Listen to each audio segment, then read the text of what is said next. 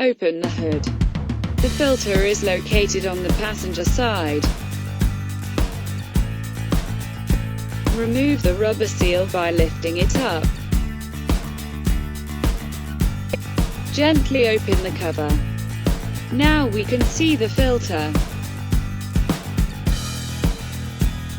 Release the plastic latches.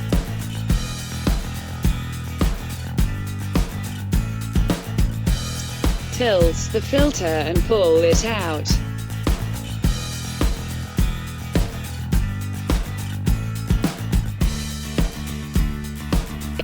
Find the arrows on the new filter. They indicate the direction of airflow. The arrows should be directed toward the cab. Put the new filter in place of the old and close the plastic latches. Close the top cover. Return the rubber seal in place. Our work is done.